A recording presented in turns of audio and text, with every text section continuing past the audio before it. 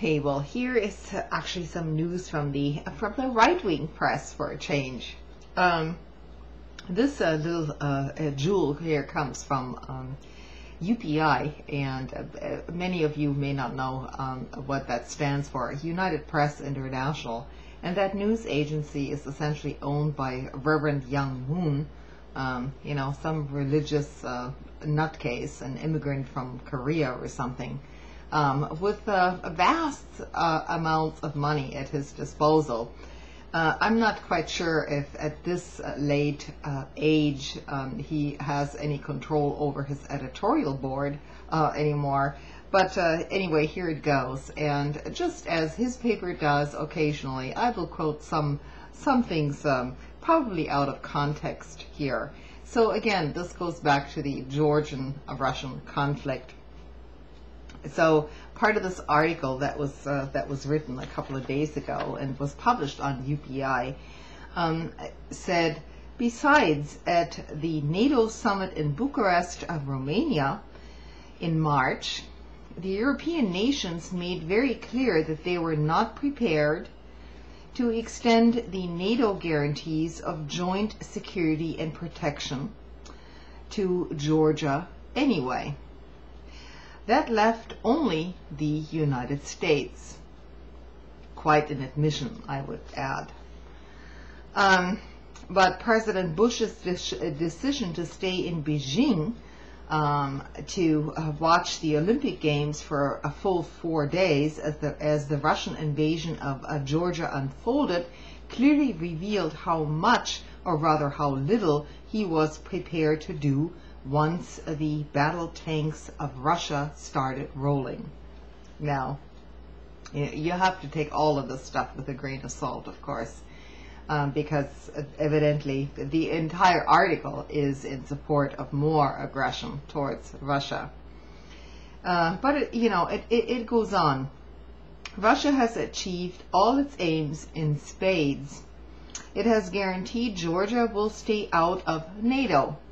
It has wrecked Saakashvili's credibility as a leader of Georgia. The panicked and disgusted Georgian people will soon be replacing him anyway, even if the Russians did not raise a finger, although one expects that they will do a lot more than that.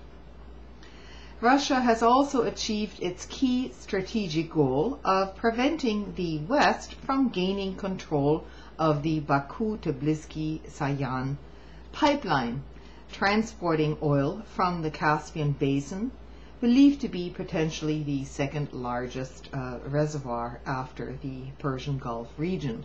What the article leaves out is that this pipeline was built by Western entities to begin with in order to circumvent Russia. So to say that Russia is trying to prevent the West from gaining control over it is probably a misnomer, because they already have control over it at this point, at least. The invasion also has dealt a historic and potentially mortal blow to the unilateral system of mutual security that the Clinton and Bush administrations have been pushing ahead energetically to create throughout Central and Eastern Europe over the past 16 years, while, of course, ignoring Russia's every objection to what they were doing. This little paragraph is actually true, very true. Georgia may not have been a NATO member, but of all the Soviet former republics, it was clearly the most favored and protected by the Bush administration, except for Estonia, Latvia, and Lithuania, which are already in NATO. Expect an emboldened Russia to turn on them next, and of course against the Ukraine too. Will the West effectively will the West act effectively to sanction Russia in retaliation for the Georgia invasion? that appears very unlikely. Italy, Germany, and France certainly will not want to kick Russia out of the Group of Eight, which incidentally they just threatened to do today, since this article was published about a week ago. And because Russia provides main natural gas supplies to Western Europe, and Japan won't either because it doesn't want to risk Russia's wrath.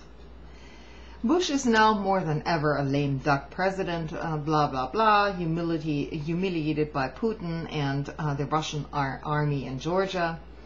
But Russia, and this is key, but Russia is the second largest oil exporter in the world and the largest exporter of oil and gas combined. Russia is therefore in a far stronger position to hammer the United States with economic retaliation for U.S.-imposed economic sanctions than the other way around. This last paragraph is absolutely true. This coming from the UPI is actually quite delightful, and I hope many Americans will actually pay heed to this, because it also takes away the attention of voters right now, this entire conflict, that our economy is basically tanking. And so it's a nice little glimmer of truth shining through basically a completely right-wing or nutcase publication that they probably anticipated that people like us don't actually even pay attention to it. Good night.